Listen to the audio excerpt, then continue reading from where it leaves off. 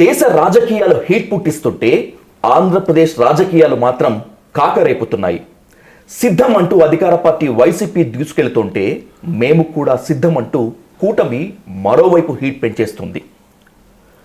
ఆంధ్రప్రదేశ్ రాజకీయాలు కాకరేపుతున్నటువంటి ఈ తరుణంలో మరికొద్ది రోజుల్లో రానున్నటువంటి సార్వత్రిక ఎన్నికల్లో గెలుపెవరిది అనేటువంటి అంశంతో పాటు రాజకీయాల వెనుక ఉన్నటువంటి వెలుగు నీడలు చీకటి రహస్యాలపై డీటెయిల్గా చర్చిద్దాం. Andhra Pradesh film development corporation chairperson, senior నటులు, రచయిత, దర్శకులు పోసాని కృష్ణమూర్తి గారితో ఈరోజు హాట్ సీట్ విత్ విజయ్ సాధు. పోసాని గారు నమస్తే. నమస్తే. Welcome to dial news sir. Thank you sir. The most awaiting interview Posani గారు, ఎందుకంటే మీ మాట ఒక డైనమైట్, మీ స్టేట్మెంట్ ఒక మిసైల్తో సమానం. కుండ బద్దలు కొట్టేసి మాట్లాడతారు మీరు, మనసులో ఎలాంటి కల్మషం ఉండదు, డైరెక్ట్గా మాట్లాడతారు కాబట్టి ది మోస్ట్ అవైటింగ్ ఇంటర్వ్యూ.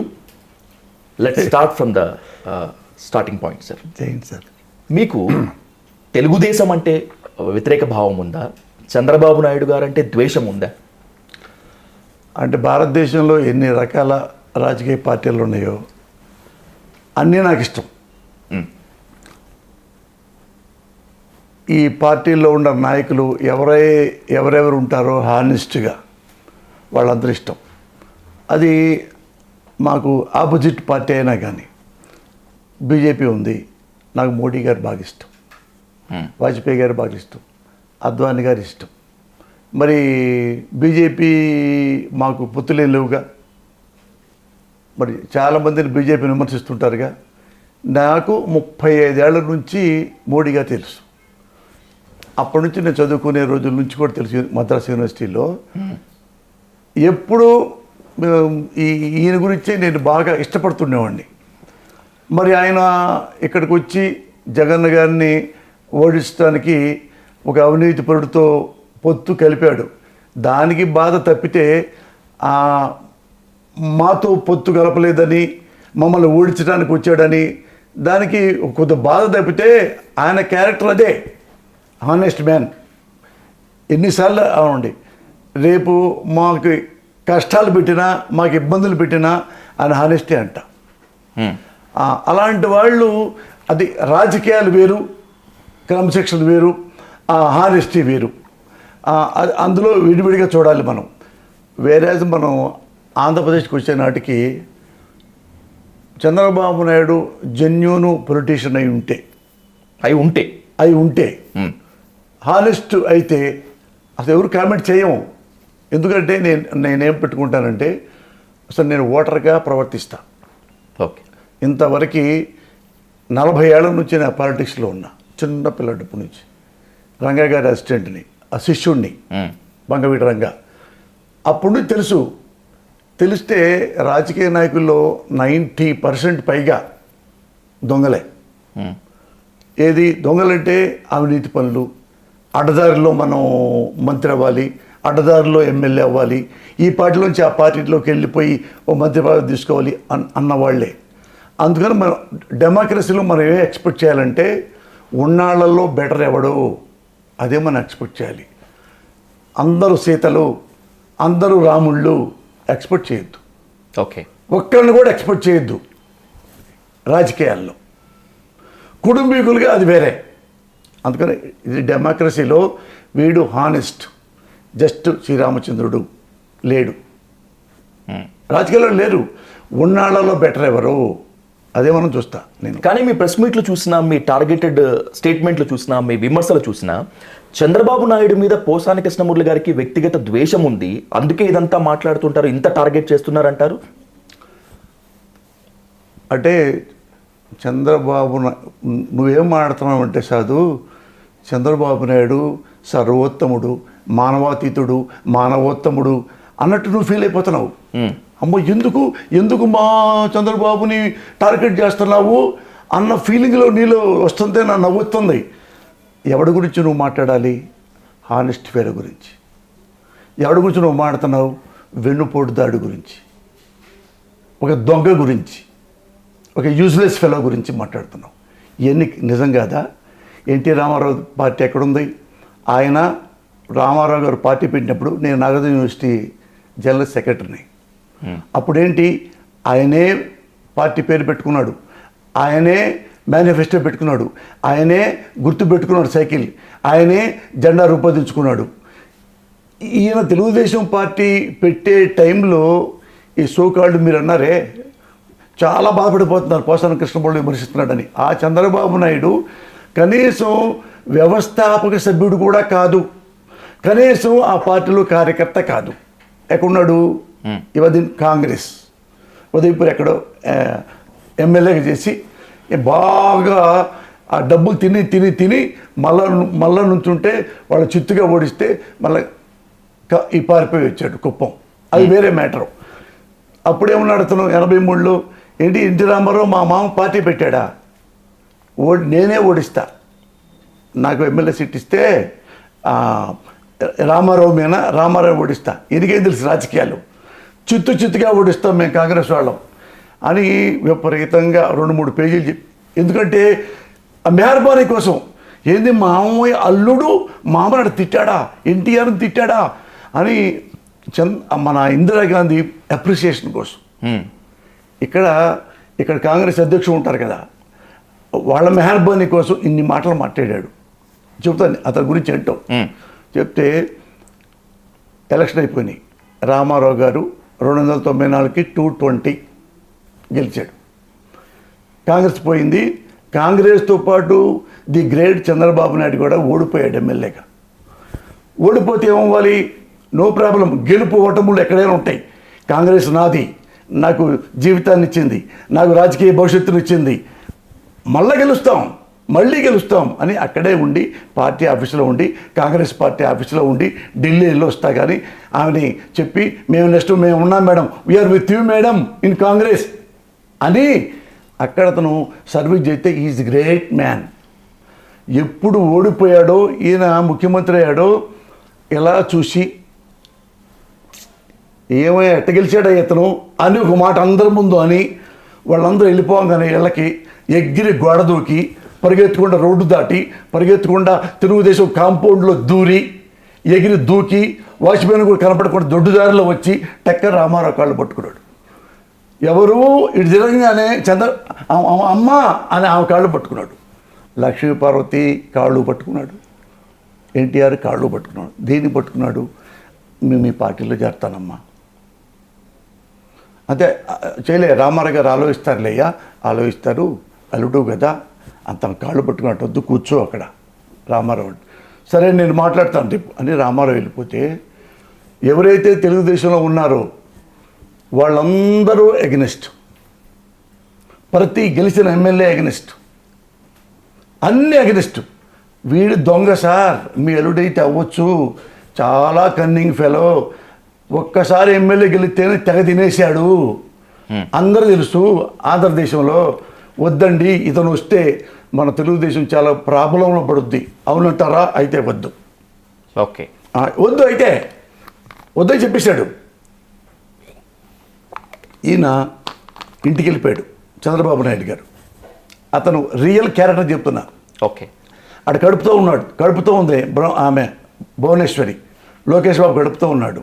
నువ్వు మీ నాన్న దగ్గరికి వెళ్ళి ఏం చేస్తావు నాకు తెలియదు, నేను ఆ పార్టీలో ఉండాలి, ఆ పార్టీలో నేను సభ్యుడిని కావాలి అని ఆమెని ఒక చిన్న సైజు బ్లాక్మెయిల్ చేసి ఏడుపుచ్చేలా చేసి రామారావు దగ్గర పంపించాను. ఆమె ఏడుస్తూ నాన్న ఇట్లా వెళ్తే నేను ఆయన ఏడుస్తున్నాను, నాన్న కూడా తింటలేదు, నాకు అసలే డెలివరీ నాన్న, 5-6 రకాల సెంటిమెంట్లు, హెడ్డింగు సబ్ హెడ్డింగ్లు కొట్టి ఏడ్చి దండం పెట్టింది. రామారావు కూతురు కదా, కడుపుతో ఉంది, ఆ లోపల బెడ్ ఉంది.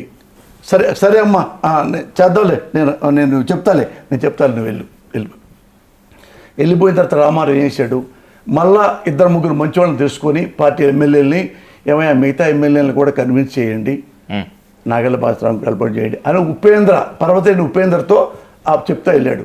వెళ్తాడు అందరూ. అప్పటికి వద్దండి మీ ఇష్టం దాకా వచ్చారు. ఈయన వచ్చి నాదేళ్ల భాస్కరరావు గారి రూమ్లోకి వస్తే ఆయన చూసి ఈయనకి మద్దతు ఇవ్వాలా అని సంతకం పెట్టి మద్దతు ఇచ్చి చించి ఇచ్చిన ముఖాన్ని కొట్టాడు. ఏది పర్వతనేని ఉపేంద్ర ముఖాన్ని కొట్టి రామారావు గాడు అన్నాడు ఆ రోజుల్లో. రామారావు గాడు నాశనం అయిపోతాడు రా, వాడిని తెలుసుకుంటాడా? సేమ్ అయిపోగానే ఇంతమంది మేము ఉంటే ఇక్కడ వాడిని తీసుకొస్తారు కాంగ్రెస్ వాడిని, నీ అల్లుడనే. ఎప్పుడైతే ఇలాంటి ఈ బంధాలు ఉన్నాయో అప్పుడే నాశనం అయిపోయింది ఈ పార్టీ. పో పో ఏమన్నా చేసుకోమని పో అన్నాడు. అట్లా ఏమన్నాడో నాదెళ్ల భాస్కరరావు ఎక్స్పీరియన్స్ ఉన్న మనిషి కదా, రాజకీయ పరిజ్ఞానం ఉన్నవాడు. అన్నట్టుగానే రామారావుని వెన్నుపోడు పొడిచి, రామారావుని ముడ్డి మీద తన్ని, మెడబట్టి బయటికి నెట్టి, బయట తిట్టి. చూడండి మీరు, ఉంటుంది ఇండియా టుడేలో తెలుగు వెర్షన్ ఉంటుంది. అమర్నాథ్ కే మీనన్ అని ఒక పెద్ద జర్నలిస్ట్ ఉంటాడు, ఆయన పెద్ద ఇంటర్వ్యూ ఇచ్చాడు. ఇస్తే అందులో ఇది గ్రేట్ చంద్రబాబు నాయుడు, మీరు మీకు బాగా ఇష్టమైన నాయకుడు కదా, ఆయన ఏమన్నాడు తెలుసా? ఎన్టీ రామారావుకి విలువలు లేవు, అతను విలువలు లేనివాడు అనే ఆ స్టేట్మెంట్, పెద్ద స్టేట్మెంట్ ఇచ్చాడు ది గ్రేట్ చంద్రబాబు నాయుడు. చివరికి ఆయన 3 సార్లు హార్ట్ అటాక్ ఒకేసారి వచ్చింది కంటిన్యూగా. పక్షవాతం వచ్చింది, కాలు నడవలేదు, చేయి లేకపోదు. హాస్పిటల్లో ఒక్కడు రాలా. ఒక్కసారి వచ్చారంట, ఆయన చూసి లక్ష్మీభారతి ఉందని చెప్పి లక్ష్మీభారతి తిట్టి వెళ్ళిపోయారు వాళ్ళు. ఎవరికి ఇంపార్టెంట్ వాళ్ళు? వాడికి ఎవరు ఇవ్వాలి? లక్ష్మీభారతికి ఇంపార్టెంట్ ఇవ్వాలా? బెడ్ మీద చావు బతుకులో ఉన్న ఎన్టీ రామారావుకి ఇంపార్టెన్స్ ఇవ్వాలి. ఎవ్వరు వచ్చి నాన్న ఎలా ఉన్నావు నాన్న అని కూడా లేదు, వెళ్ళిపోయారు. వెళ్ళిపోయిన తర్వాత ఈమె లక్ష్మీపార్వతి గారి గురించి మీకు చెప్తా. ఎట్టయితే ఇప్పుడు ఈ రోజుల్లో ఎవరన్నా కామెంట్ చేస్తారంటే ఇంటూ పెళ్ళాం బిడ్డలు తిడతా ఉంటారే, చిరంజీవి గారు ఇంటూ కూడా ఆడాలు తిట్టారు కదా. అట్లా ఆ రోజుల్లో సెన్సేషన్ అనమాట లక్ష్మీపార్వతి గారు తిట్టడం అనేది. అప్పుడు కొత్త కదా, నిజమేలే ఈనాడులో చెప్పారు, అయితే నిజమై ఉంటుంది. వాడు చెప్పాడు రాధాకృష్ణ అనేవాడు లక్ష్మీపార్వతిని, ఆ నిజమై ఉంటుంది. అన్నీ నిజమే అంటే తెలుసుగా మీకు. 4 దొంగలు, ఒక బ్రాహ్మణుడు, ఒక మేక తెలుసుగా మీకు, తెలుసు కదా. అవును సార్. ఆమెని ఇది మేక కాదు కుక్క అంటే వదిలిపెట్టి వెళ్తే ఆ కుక్క నరికేశారు. ఒక అబద్ధాన్ని 100 మంది చెప్తే నిజమయ్యేటువంటి అలాగా ఈమెను కూడా ఎక్కడైతే ఆ బ్రాహ్మణుడు ఆ మేక కాదురా కుక్క అంటే బ్రాహ్మణుడు వదిలిపెట్టి వెళ్ళిపోయాడో, అలాగే జనం కూడా నిజమే ఈమె మంచిది కాదు అంటే నరికేసి అతన్ని, ఆమె పవిత్రవ్రతని, ఆమె ఇదాన్ని, ఆమె మానవత్వాన్ని, ఆమె క్యారెక్టర్ని నలిపి పక్కన పడేసి అక్కడ బయటపడేశారు. పెట్టి నెక్స్ట్ ఆ సీట్లో కూర్చున్నాడు. ఇప్పుడు ఈమె హాస్పిటల్లో ఈమె రామారావు గారికి, ఇదే రామారావు గారికి అన్నం, రామారావు గారికి స్నానం చేపించడం రామారావు గారికి. ఓన్లీ లక్ష్మీపార్వతి కనుక్కోండి కావాలంటే. ఒక అబద్ధం అంటే మరి తీసేసుకుంటా, ఒక్క అబద్ధం మీకు చెప్పగలిగిన ప్రూజ్ ఇది పోసారని ఇందులో నువ్వు తప్పులు చెప్పావని వెళ్ళిపోతే, ఇంట్లో ఆయన పొద్దున్నే ఏమే అతన్ని స్నానం చేయించాలి. కాళ్ళు పనిచేయవు, చేయి పనిచేయవు. రామారావు జబర్దస్త్ చెప్తున్నా, 2 కళ్ళు తనే కూర్చొని చిన్న పిల్లవాడికి ఎలా, ఒక బిడ్డకి, ఒక మనవాళ్ళకి ఎలా స్నానం చేపిస్తూ ఆ రామారావు స్నానం చేయించి, రామారావు సొల్లు గారుతుంటే, ఆయన పళ్ళులు సొల్లు గారుతుంటే ఆమె తుడుచుకునే గుడ్డతో అన్నం పెట్టి, ఇవన్నీ ఎవరికి తెలుసు? ఏ క్యారెక్టర్లెస్ లేడీ అయినా ఇలా చేస్తుందా? ఎందుకు రామారావు పోయాడు, నాకెందుకు వెళ్ళిపోయేదిగా. ఇప్పటికీ స్టిల్ ఐ లవ్ రామారావు ఉంటుంది. ఆమెకుంది క్యారెక్టరు. రామారావు గారి కుటుంబ సభ్యులకి ఏడుందో క్యారెక్టరు, ఎక్కడుందో క్యారెక్టరు.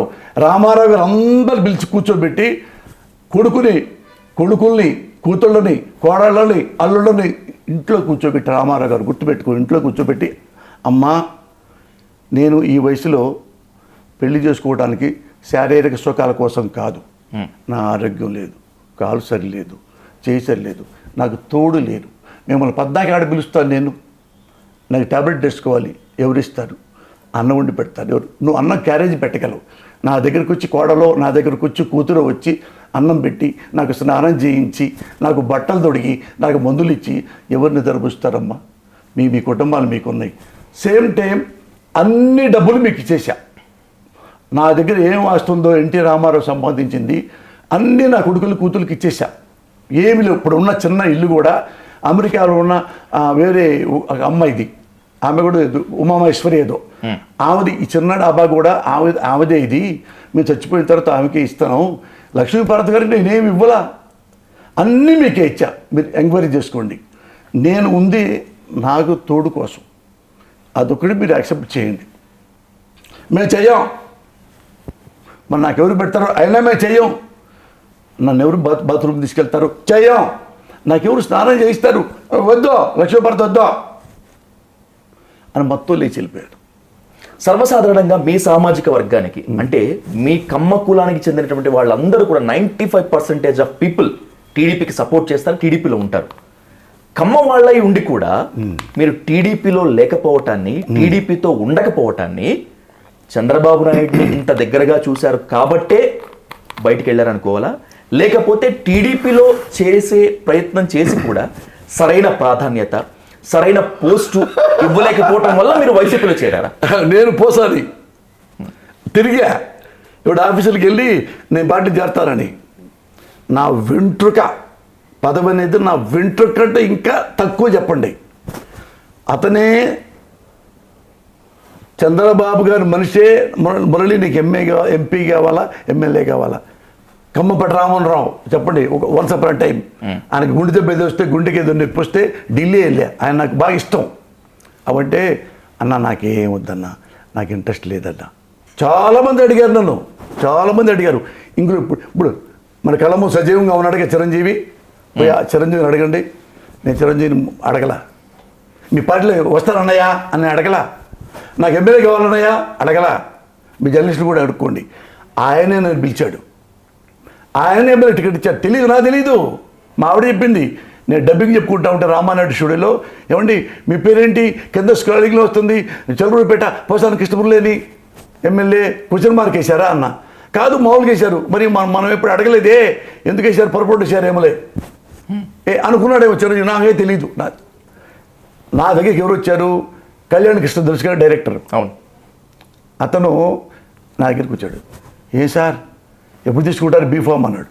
బీఫామ్ అంటే నా ఇప్పుడు మావిడ కూడా చెప్పిందంటే, చిరంజీవి గారు ఈ పవన్ అంతా కలిపి మిమ్మల్ని సెలెక్ట్ చేశారు. ఎందుకు అంటే పోస్టర్ ఉంటే స్ట్రాంగ్గా ఉంటుంది, అసెంబ్లీలోకి వచ్చినా కానీ 10 మందికి ఆన్సర్ చెప్పగలడు అని వాళ్ళే నన్ను పిలిచి చిరంజీవి గారు ఇచ్చాడు. అన్నా నేను ఇది మరి డబ్బులు ఇవ్వలేను, సారా మందు నువ్వు ఏ పంచాయతీ పంచకపోయి నువ్వు గెలుస్తాపో.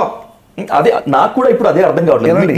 మీరు పిఆర్పిలో క్రియాశీలక మెంబర్ కాదు, మీరు ఒక అప్లికేషన్ పెట్టలేదు, నాకు ఈ పదవి కావాలని అడగలేదు కూడా. అయినప్పటికీ మెగాస్టార్గా ఉన్నటువంటి చిరంజీవి, అప్పటి యువరాజ్యం అధినేతగా ఉన్నటువంటి పవన్ కళ్యాణ్ పోసాని పిఆర్పిలో ఉంటే, అసెంబ్లీలో ఉంటే బాగుంటుంది అని అనుకోవటానికి ఏంటి అంత స్పెషలా మీరు? ఏందో మరి నాకే తెలీదు. నేను మామూలుగా ఉన్నా, మీలా గడ్డ ఉంది, మీలా మీసం ఉంది, కానీ మీకంటే కొంచెం ఎర్రగుండా అంతే. ఎర్రగుంటే పతివ్రత కాదు కదా. ఎర్రగుంటే నీతిపతులు అవుతారా, నల్లగుంటే నీతిపతులు కదా. మరి ఏం కనపడిందో నాలో నాకే తెలీదు. బికాస్ హానెస్టీ ఒకటే గుర్తుపెట్టుకో, చదువు, విజయ్ చదువు, అదే నీ పేరు సార్. హానెస్ట్ అనేది వరల్డ్ మొత్తం యాక్సెప్ట్ చేస్తారు. చీటింగ్ అనేది ఎవరు ఆయన ఎంచుకున్నది చంద్రబాబు, ఓకే, వరల్డ్ మొత్తం యాక్సెప్ట్ చేయరు. హానెస్ట్ వరల్డ్ మొత్తం యాక్సెప్ట్ చేస్తారు.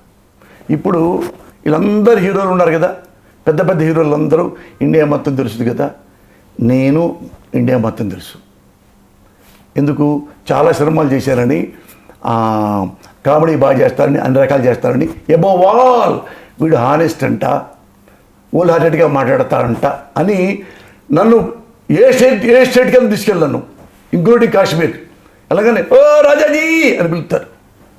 బికాజ్ ఆఫ్ నా క్యారెక్టర్ అంతే. అంటే వీడు ఇలాగే మాట్లాడతాడు, రియల్ లైఫ్లో ఎలాగ ఉంటాడు, ఇంకోటే ఇలాగ ఉంటాడు, విజయ్ చదువుతోనే ఎలాగే మాట్లాడతాడు.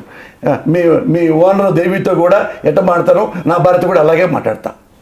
దేవి బాగున్నారా, మా ఇంటి అంతే, ఏమయ్య ఎలా ఉన్నావు, బాగున్నావు నా భార్యని. నేను బాగా డబ్బున్నోడికి హలో సార్ అని, బాగా పేదోడికి అరే అన్ను ఎవడు చేయను. ఎవడైతే జెన్యూన్గా ఉంటాడో వాడి కాళ్ళకు కూడా దండం పెడతా.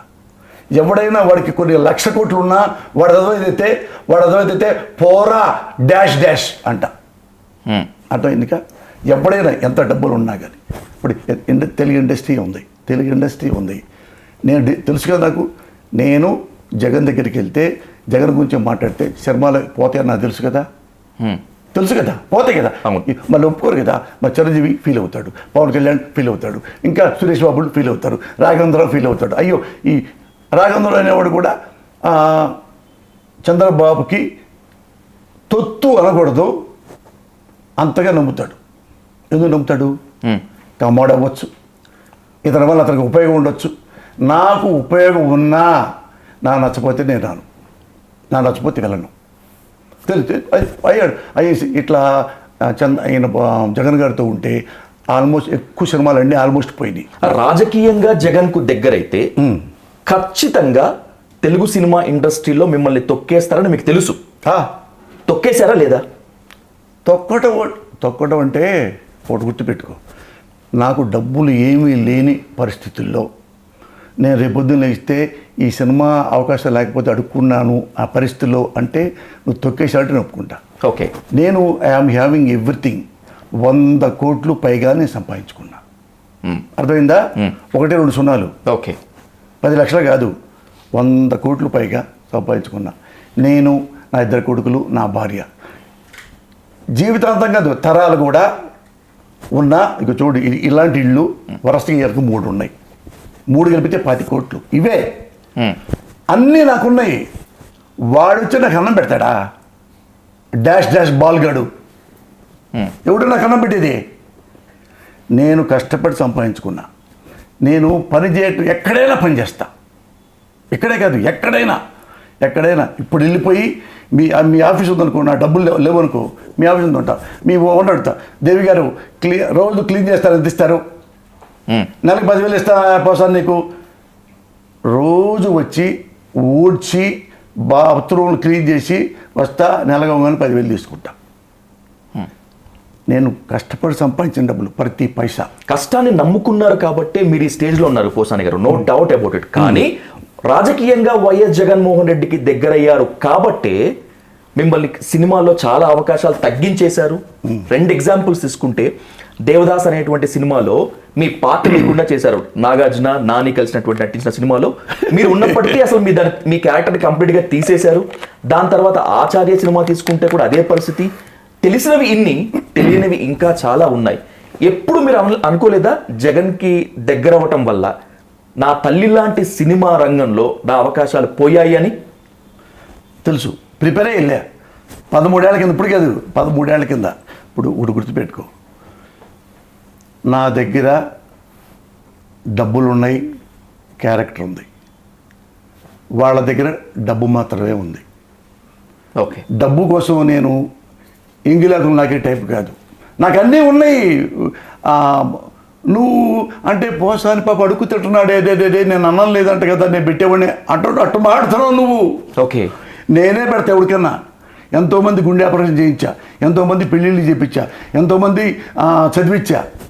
ఇప్పటి కూడా హెల్ప్ చేస్తున్నా అంటే నేను వెల్ సెటిల్ కదా. No doubt.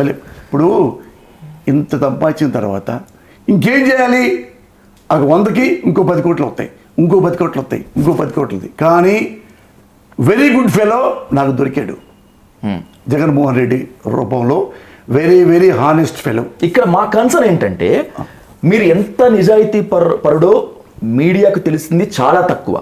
మీరు ఎంత నిజాయితీ పరులో ప్రపంచానికి తెలిసింది చాలా తక్కువ. ఇంకా చెప్పాలంటే మీరు చేసినటువంటి సేవా కార్యక్రమాలు తెలుగు ఫిలిం ఇండస్ట్రీలో చేసినటువంటి వాళ్ళు లేరనే చెప్తాను నేనైతే, చాలా చాలా ఫ్రాంక్గా.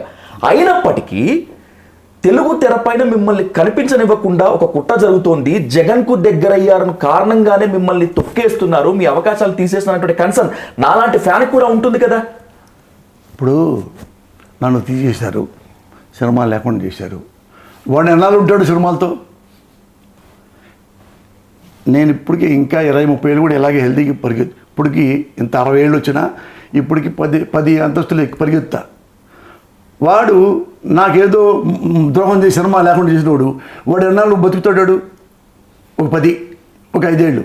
నేను 30 బతుకుతా, గ్యారెంటీ బతుకుతా. ఎందుకంటే నాలో ఓల్డ్ హార్టెడ్నెస్సే ఉంది, నాలో ప్యూర్గా నేను ఉన్నా. వాడు ప్యూర్గా లేడు. వాడికి జబ్బులు, మానసిక రోగాలు, షుగర్లు, బీపీలు, తొక్కడా అన్నీ ఉన్నాయి. నాకు షుగర్ లేవు, బీపీలు ఏమి లేవు, తొక్క ఏమి లేవు. బాగా తింటే ఇప్పటికి రోజు స్వీట్ తింటా, రోజు మటన్ తింటా, రోజు చికెన్ తింటా. బ్రహ్మాండంగా పెట్టింది మా వాడు వండి చక్కగా ఇప్పటికీ హెల్తీగా ఉన్నా. పరిగెత్తప్పుడు నాతో పరిగెత్తావు నువ్వు, అంత హెల్తీగా ఉన్నా. ఇంతకంటే హెల్తీగా ఎందుకున్నానంటే హ్యాపీగా పాలిటిక్స్లో ఉన్నాళ్లలో బెటర్ లీడర్ దొరికాడు నాకు. ఆ మనిషే జగన్మోహన్ రెడ్డి. అతనే నన్ను దగ్గర తీసుకున్నాడు. అతను చూసి ఉన్నాళ్లలో ఇతను బెటరు, ఇతనికి నేను సపోర్ట్ చేశా 13 ఏళ్ళ నుంచి.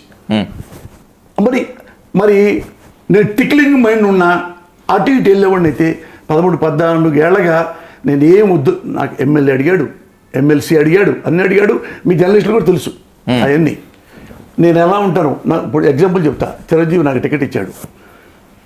ఆ పార్టీలో అందరూ ఎంతో కొంత జనాల్లో డబ్బులు పంచుకున్నారు, డబ్బులు పంచారు. చిరంజీవితో సహా డబ్బులు పంచారు, మాకు తెలుసు. ముందు కూడా ఇచ్చారు. నేను ఒక ఇంటి కూడా అంటారే, అవును ఏదంటారు, ఒక పెగ్ కూడా నేను ఎవరికి ఇవ్వాల, ₹1 కూడా నేను ఇవ్వాల. ఇదిగో మా అమ్మ నాన్న తల్లి తండ్రి మీద సాక్షిగా చెప్తున్నా. ఓకే, ₹1 కూడా నేను ఎవ్వరికి ఇవ్వాల ఓటు. ముందు ఇంత కూడా పోయిలా.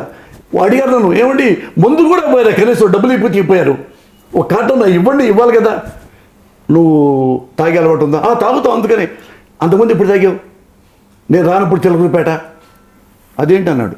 ఏమయ్యా నువ్వు చిల్లరూపేట తాగుతున్నావు కదా, ఇప్పుడు నన్ను ఎందుకు అడుగుతున్నావు? మళ్ళీ తాగు, నువ్వు డబ్బులతో.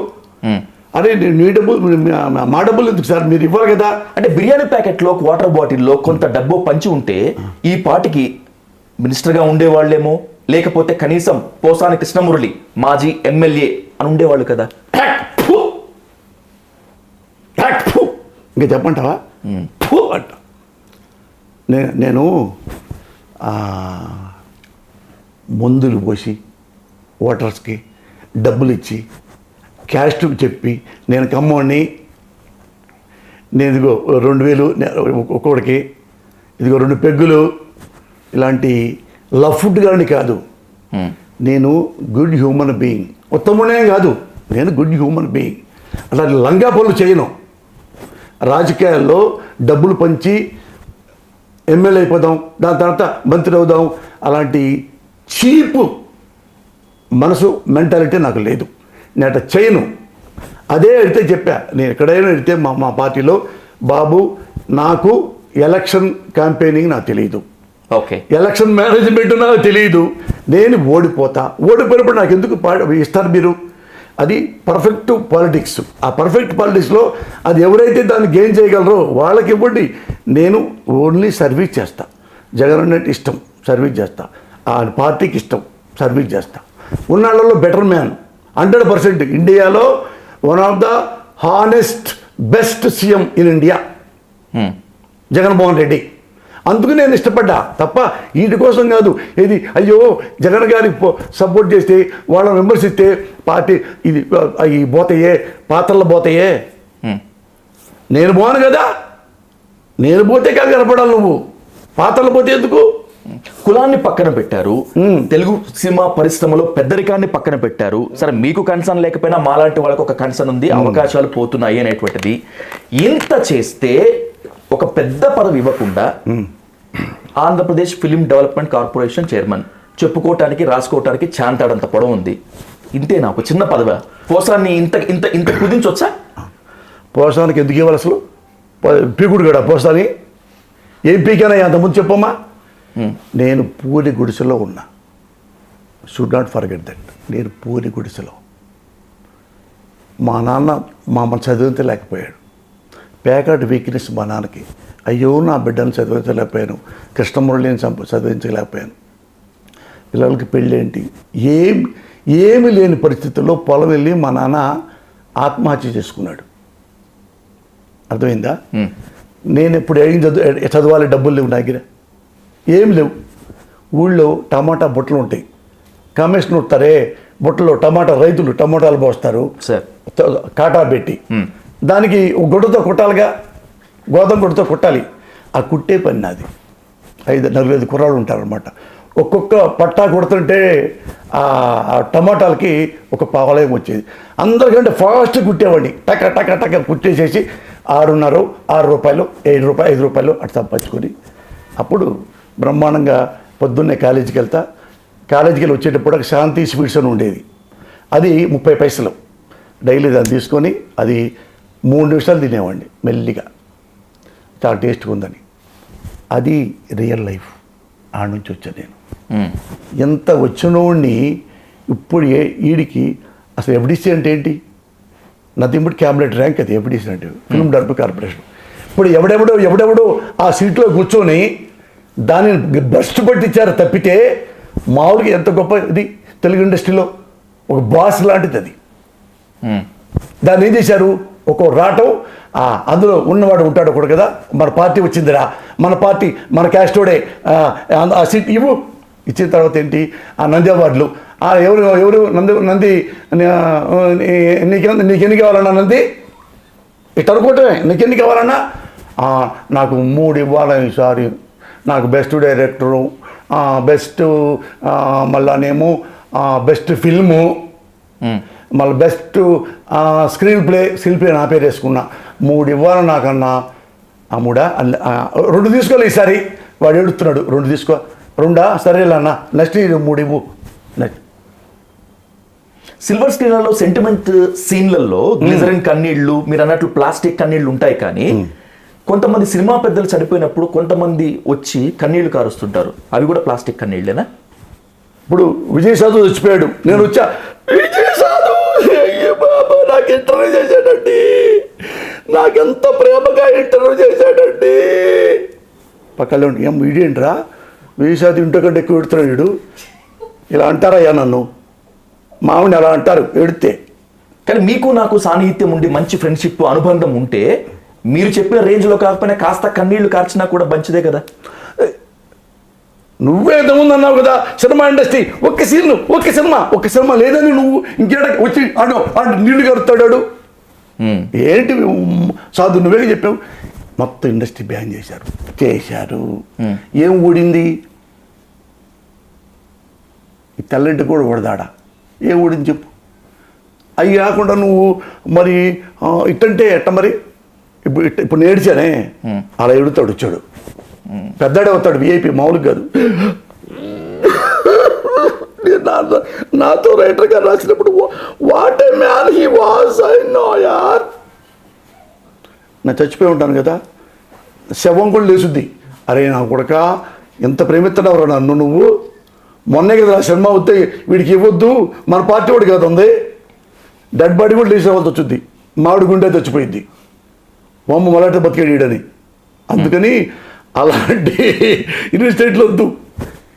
నేను ఉన్నది ఇది ఇష్టం, జీవితాంతం గుర్తుండేది నా భార్య బిడ్డలకి. ఎవడైనా సరే చచ్చిపోయిన తర్వాత వస్తాడు, నిమిషం 2 నిమిషాలు అరగంట బాధ, అరే రే అని ఇక్కడ నిమిషం మాట్లాడాడు. ఆ పైన ఈ కారిడార్ రాగానే అరే అది మరీ అట్టర్ ఫ్లాప్ అయిందంట కదరా, అరే ఇవాళ అరే అరే అరే అది కనుక్కో ఎట్టుందో కదా ఒకసారి చూసి వెళ్దాం పా ఏరా ఎట్టుందో సినిమా. ఎవడయ్యా ప్రేమించేది? ఎవడో మానవాతీతుడు ఉంటాడు, ఓకే, వెరీ జెన్యున్ పర్సన్స్ ఈరోజు హ్యూమన్ బీయింగ్స్. ఈ జనాలు భారతదేశంలో 100 కోట్లు దాటిపోయిన తర్వాత, ఇండియాలోనే 100 కోట్లు దాటిపోయిన తర్వాత ఒకడొకడు నడవడానికే పక్కన గుద్దుకుంటూ వెళ్ళిపోతుంటాడు, అంత రష్గా ఫాస్ట్గా. ఎడికి నా డెడ్ బాడీ ఎవడు చూడాలి, వాడెప్పుడు ఏడవాలి, మా అమ్మాయి మా పెళ్ళాం బిడ్డలు ఎప్పుడు ఏడవాలి వాళ్ళు. కనీసం ఎవరు రాకపోతే నా పెళ్ళాం బిడ్డలు అన్నా కానీ హోల్ హార్టెడ్గా ఏడుస్తారు. హోల్ హార్టెడ్గా ఏడ్చేది నా పెళ్ళాం బిడ్డలే. ఓకే, ఈ షుడ్ నాట్ ఫర్గెట్ దట్. మీరు అనుకోవచ్చు విజయ్ సాధుని నేను మంచి జర్నలిస్ట్ని బాగా నేను చచ్చిపోయిన తర్వాత గుంపులు వచ్చి పండుగుతారు ఎక్కడి నుంచో ఢిల్లీ గిల్టు నుంచి. ఎవ్వడు రాడు, వచ్చిన వాడు ఆర్టిఫిషియల్గా ఉంటాడు, మంచోడు రకం చాలా షార్ప్గా ఉంటాడు రా విజయ్ సాధు. నేను ఇప్పుడు చూడు, నువ్వు ఇంటర్వ్యూ ఇచ్చావు, నిన్ను చంపుతున్నా, అసహ్యంగా ఉంది. రేపు మేవాడు తిట్టింది, మామూలు తిట్టదు. ఏమొచ్చింది పోసానికి గడికి నువ్వే ఆడే చావచ్చు కదా నేను వేసుకుంటానయ్యా. అసలు మీతో ఇంటర్వ్యూ చేశానంటేనే చాలా గర్వంగా ఫీల్ అవుతారు వాళ్ళు. కాదు వద్దు అమ్మా, ఓన్లీ ఎగ్జాంపుల్ చెప్పా, ఆయన నేనే తీసుకుంటా బాబు, నేను చచ్చిపోతే వాళ్ళు ఎందుకు మళ్ళా లేదు అలాంటిది. వైఎస్ జగన్ సీఎం అయిన తర్వాత చంద్రబాబు నాయుడుతో ప్రోగా ఉన్నటువంటి సినిమా పెద్దలు మొత్తం జగన్ వైపు ఆ సాఫ్ట్ కార్నర్ చూపించలేదు అనేటువంటిది అందరికీ తెలిసినటువంటి విషయమే. ఏంటి ఇక్కడ ఆ బ్లాక్ గల కారణం ఏంటి పోసాని గారు? కాదు,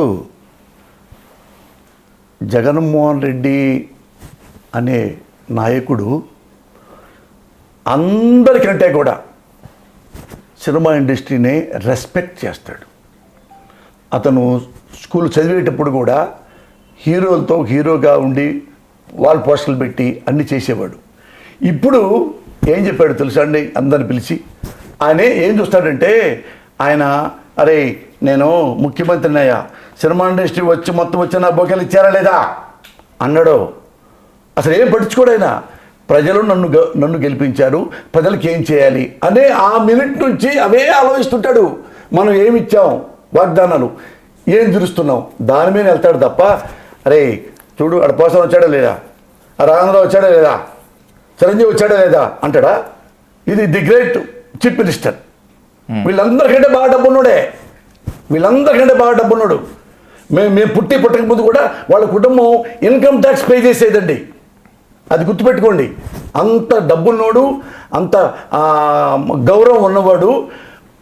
ఆ ముఖ్యమంత్రి అవ్వగానే సినిమా వాళ్ళు వచ్చారా, కీర్తి సురేష్ వచ్చిందా, మా సాయి పల్లవి, మనకెందుకు అవన్నీ, మనం ఎవరు నమ్మాం, ప్రజలను నమ్మాం.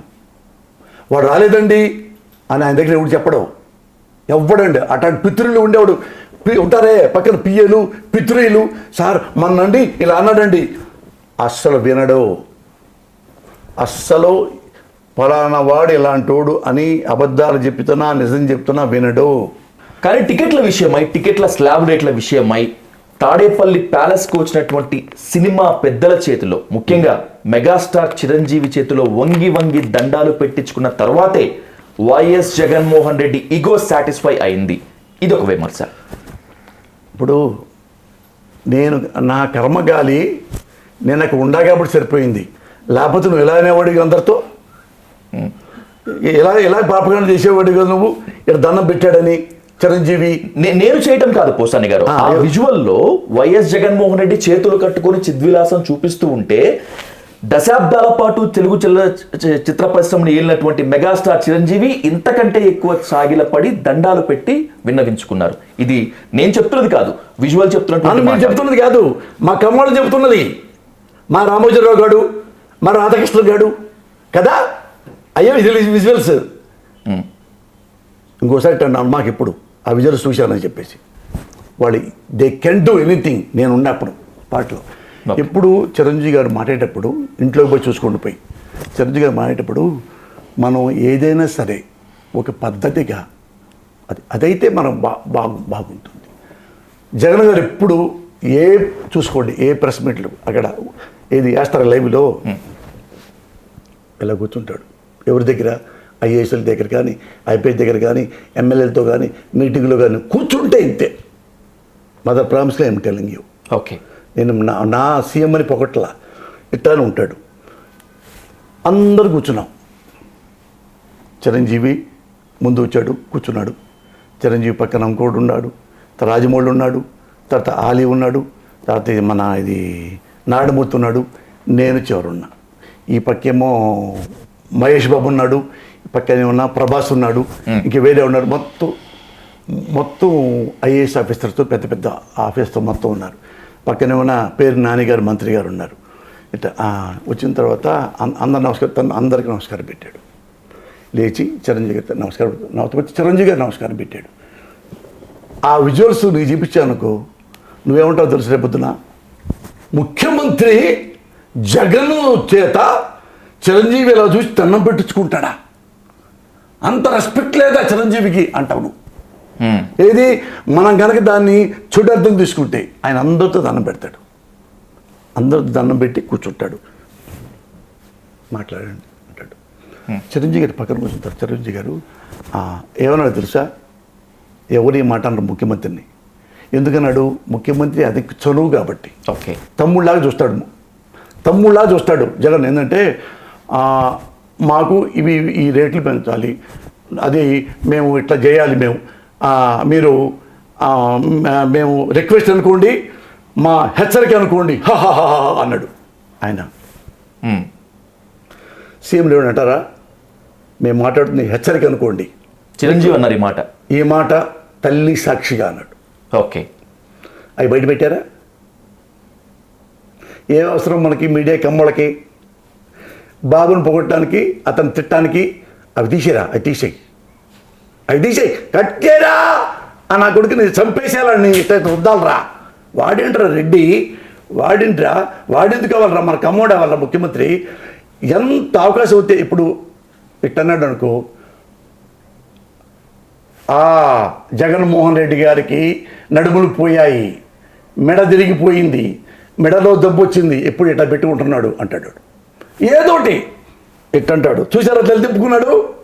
ఇన్ని పాపాలు చేసి తను పశ్చాత్తాపడుతున్నాడు జగన్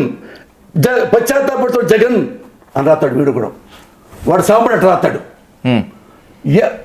నువ్వు ఆయన ఇంటికెళ్ళు, టాయిలెట్కి వెళ్ళు, ఒక అరగంటగా వచ్చాడు అనుకోండి. ఇంటికి వెళ్ళి ఆయన టాయిలెట్కి వెళ్ళాడు. ఇంట్లో టాయిలెట్లు ఉండవు. మా తర్వాత కూర్చుంటే కుటుంబ సభ్యులు దాచుకేసి మాటకొని వస్తారు కదా. వెళ్ళిపోయిందట. చూసారా? హాఫ్ అన్ అవర్ టాయిలెట్లో ఉన్నాడు అంటే ఆయనకి ఏదో జబ్బు ఉంది. ఇట్లాంటి సన్నాసులు ఉన్నారండి. మీరు కానీ మీ పార్టీ కానీ బ్యాలెన్స్ చెప్పాలి మీకు. అవును. అప్పుడు ఈయన ఎటువంటి అయినా ఇట్లా అని చెప్పి ఇట్లా జరిగి నేనున్నా చక్కగా చూస్తున్నా కదా. ఓకే. అప్పుడు ఏం వేశారు? ఇంతవరకు చిరంజీవి బొమ్మ వేసి ఆ సర్వటం ఎట్లా చూస్తుంటే ఆ 2 బొమ్మలు వేసి చిరంజీవిని ఇంత అవమానమా అనగా నేను చెప్పా, ఒరే నేను ఇక్కడ ఉన్నాను 30 గంట ఉన్నాను నేను. గంట వరకు ఉంటే కట్ అండ్ పేస్ట్ అంటారే. ఇప్పుడు రెండు పద్ధతులు మేమన్నా ఖండించాలి, చిరంజీవి ఖండించాలి. చిరంజీవిని తిట్టినా ఖండించడం, చిరంజీవిని పొగిడినా ఖండించడం, చిరంజీవిని చూస్తున్నా ఖండించడం, మాట్లాడడం. అదే ఆయన బలమా బలహీనత? అది ఆయనకి చెప్పాలి మహానుభావుడికి. భువనేశ్వరి క్యారెక్టర్ అసాసినేట్ చేసేలా మాట్లాడింది మీ పార్టీకి చెందినటువంటి వల్లభనేని వంశీ, కొడాలి నాని. దీన్ని ఏ విధంగా హింట్ బ్యాక్ చేసుకుంటారు? నువ్వు చాలా అమాయకుడు అబ్బా. నువ్వు చాలా చదవాలి జర్నలిజం చదవక్కర్లా, నిజాలు ఎక్కువ తెలుసుకోవాలి. ఓకే. నువ్వు ఇప్పుడు వాళ్ళు 100 అంటే ఇసుగుబుట్టు తప్పదరా బాబోయ్ అంటే ఒక 2 మూటలు మాడతారు మా వాళ్ళు. మోడీ నాకు చిన్నప్పటి తెలుసు, ఎప్పటి నుంచో తెలుసు నాకు. ఎవరు ఈ వంశీ కానీ మన ఇతను కానీ మన కొడాలి నాన్నగారు కానీ. వంశీ గారు ఎప్పటి నుంచి తెలుసు నాకు, పరిటాల రవి గారు బతుకున్నప్పుడు రవి గారి దగ్గర నా పరిచయం. పరిటాల రవి ఎప్పుడో 25 years బ్యాక్ అప్పటి నుంచి తెలుసు నాకు. అతను ఎప్పుడు మృదు స్వభావి, మాట కఠినంగా మాడతాడు తప్ప పదం కఠినంగా ఎప్పుడు వాడ్డం.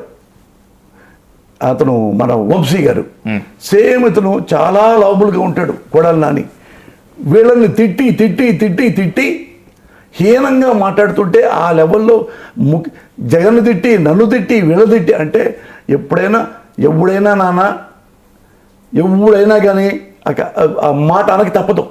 ఎన్నిసార్లు తిట్టింది జగన్ని, ఎంత ఘోరంగా చేసింది, ఎన్నిసార్లు కోర్టులను మేనేజ్ చేసింది. బాలకృష్ణ నువ్వు అంటున్నావు ఎంత హార్డ్గా విను, నీకు తెలియాలి, నువ్వు యంగ్ కాబట్టి తెలియాలి. సాధు బాలకృష్ణ అనేవాడు 2 కాల్చిపారేశాడు బుల్లెట్స్తో. 2 చావు బతుకుల్లో ఉన్నారు. ఎవడైనా కానీ 100% అరెస్ట్ చేసి సెల్లో పెట్టి జైల్లో పెట్టేస్తారు. ఎవడైనా మినిమం డైరెక్ట్గా కాల్చాడు కాబట్టి అన్ని పేజీల్లో కూడా ఇటు బొమ్మేశారు.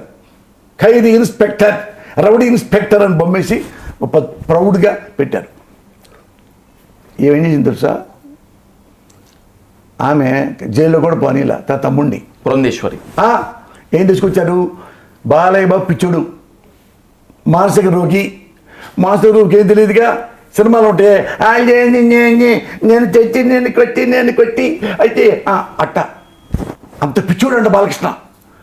ఇటు మాట్లాడు బాబు బాలయ్య, ఇప్పుడు చంద్రబాబు బాబు పన్నీటి బయట కట్టి తట్టారు, ఇది కుట్టారు, ఈసీ గుద్దం పెట్టారు. చూడయ్యా బాలకృష్ణ ఎంత చుట్టున్నాడు, ఇట్ట అనుకుంటున్నాడు, మెంటలోడండి అది చేసిండు. అవునా అని సర్టిఫికేట్ కోర్టుకి వెళ్తే కోర్టులో వీడు పిచ్చోడు, జైలుకి వద్దు, పోలీస్ స్టేషన్కి వద్దు, డైరెక్ట్కి వెళ్ళి పెద్ద 5 స్టార్ హాస్పిటల్లో కూర్చోబెట్టండి. బాలకృష్ణ ఇంట్లో కాల్పుల కేసు గురించి నేను చెప్తాను. బాలకృష్ణ ఇంట్లో కాల్పుల గురించి నేను చంద్రబాబు నాయుడు గారి ఫ్యాన్ కాదు, నేను బాలకృష్ణ ఫ్యాన్ కాదు, నేను ఎవరి ఫ్యాన్ కూడా కాదు. పోసాని మరి బ్యాలెన్స్ వినాలిగా. నేను ఇక్కడ మీ సమాధానం అంత క్లారిటీ కోసం అడుగుతాను. కాదు, నాది క్లియర్గా లెట్ మీ టాక్ ప్లీజ్. ఏంటంటే బాలకృష్ణ అది అక్క నువ్వు ఎక్కడికి తీసుకొచ్చాడు నన్ను కాఫీ తాగుతాను, ఇంకొక బుల్లెట్ కాలుస్తాను, 2 కాల్చాను, ఇంకా 4 కాలుస్తాను, అమ్మ లోపల తర్వాత కాల్చులే అమ్మా అని హాస్పిటల్కి తీసుకెళ్తే ఏమయ్యా అతను ఇన్నోసెంటా, మానసిక రోగా, ఏమో తీసుకెళ్ళొద్దా, నా తమ్ముడు మంచోడు కదని లాయర్లను పెట్టి కోర్టులో మేనేజ్ చేసి శుభ్రంగా బ్రహ్మాండంగా అటు తిని డ్యాన్సులు వేసుకుంటూ హాస్పిటల్లో డ్యాన్సులు వేసుకుంటూ తర్వాత మెల్లిగి బయటకు వచ్చిన తర్వాత లేదు అన్ని సినిమాలో డ్యాన్సులు, లవ్ సాంగ్స్ మొత్తం బ్రహ్మాండంగా. ఎక్కడ అతని మెంటల్ ఎక్కడుంది?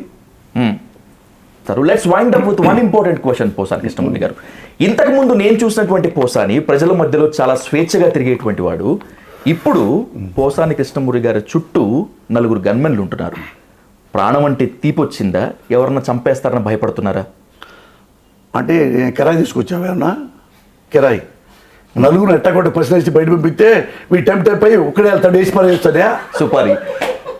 సుపారీ పోసాని టెంప్ట్ అయిపోతాడు కరెక్ట్గా. ఏం వద్దు, ఎవడద్దు నాకు. అదేంటి సార్ ఇచ్చారు, గవర్నమెంట్ ఇచ్చారు, వద్దు సాధు చెప్పాడు, పరువు పోయింది నాది, ఎస్ ఒక్కడనే వస్తా. అప్పుడు సాధు సెకండ్ ఎత్తారు, వేసి పరుగుతాను, 4 పోట్లు చచ్చిపోతా. దానికోసం ప్లాన్ చేసావు నువ్వు. అంటే మీకు ప్రాణ భయం ఉందా? మీ మీద మర్డర్ అటెంప్ట్ జరుగుతుందా? నాకు భయం లేదు, ప్రాణ భయం ఉంది. ఓకే, తేడా చెప్పమంటావా? అకారణంగా ఎందుకు చావాలి నేను? ఇప్పుడు ఎవరికైనా ఎంత నేను స్థితప్రజ్ఞుని అంటే ఎప్పుడైనా చావాల్సిందే. ఇదిగో మా అమ్మ మా నాన్న, మా అమ్మ మా నాన్నకి ప్రాణం అంటే వెంట్రుక, వాళ్ళిద్దరికి. మా అమ్మ అంత డేర్ ఫెలో. నేను ఎప్పుడు నా వైఫ్ చెప్తుంటా, ఎనీ టైం ఎప్పుడైనా చావచ్చు. నాకు చావంటే చచ్చినా భయం లేదు మధు. మళ్ళీ ఒట్టి చావు. వాడు వచ్చాడా, 10 మంది వస్తాడా, నువ్వు చంద్రబాబుకు జై అంటే నీ పొడవకుండా వదిలేస్తాం. అనరా జై నయ్యే అంట. ఒక పొడి పుడుతాడు చూడు, ఇప్పుడు కింద పొడిచా, ఇక్కడ ఎడపడో నెక్స్ట్ పుడుతా. అరే 3 పొడుచుకోరా, 100 పొడుచుకోరా. జగన్కే జై, చంద్రబాబుకు నై పుడుతాడు, అయిపోతాం. రేపు రాబోయే సార్వత్రిక ఎన్నికల్లో ప్రజలంతా మళ్ళీ జగన్కు జై కొడతారా, చంద్రబాబుకు జై కొడతారా? అంటే నేను ఎప్పుడు జగన్ గెలుస్తాడు, వాడు ఓడిపోతాడు అట్లా అన్నప్పుడు నేను అటన్ను. జగన్మోహన్ రెడ్డి ఎంత సర్వీస్ చేశాడో అది ప్రజల గుండెల్లో ఉంటే ప్రజలే గెలిపిస్తారు. జగన్కి వేయండి, జగన్కి వేయరు. జగన్ ఏంటో మేము చెప్తున్నా, విధాలా కాదు. నేను జగన్ ఇలాంటి వాడు, నిర్ణయం మీది. ఇప్పుడు ఇద్దరితో పోల్చావు కదా, ఈ 2 చెప్తా. ఒకటి జగన్మోహన్ రెడ్డి, ఒకడేమన్నా చంద్రబాబు నాయుడు. చంద్రబాబు నాయుడు అనేవాడు ఓటర్లను ప్రేమిస్తాడు. ఓకే. జగన్మోహన్ రెడ్డి అనేవాడు మనుషుల్ని ప్రేమిస్తాడు. అదే ఇద్దరికి తేడా. రైట్. రాబోయేటువంటి రోజుల్లో ప్రజా తీర్పు ఎలా ఉంటుందో చూద్దాం. వచ్చినటువంటి తర్వాత పోసాని గారు మళ్ళీ మీరు మా డైల్ న్యూస్కి సమయం ఇవ్వాలి, ఖచ్చితంగా డిస్కస్ చేద్దాం. ఓటమి పైనైనా గెలుపు పైనైనా. ఎనీవే, ఇంత బిజీ టైంలో మళ్ళా నేను వస్తాను, కానీ గన్మేమో తీసేయమని చెప్పు, వేసి పరుగుతారు నన్ను. మీరు ఎప్పుడు బాగుండాలి, నిలదీయాలి, నిగ్గదీస్తుండాలి. ఎందుకంటే నిజం మాట్లాడేటువంటి అతి కొద్ది మందిలో మీరు ఒకళ్ళు కాబట్టి మీరు ఎప్పుడు బాగుండాలి మనస్ఫూర్తిగా కోరుకుంటాం. థ్యాంక్ యూ పోసాని కృష్ణ గారు, థ్యాంక్ యూ సో మచ్.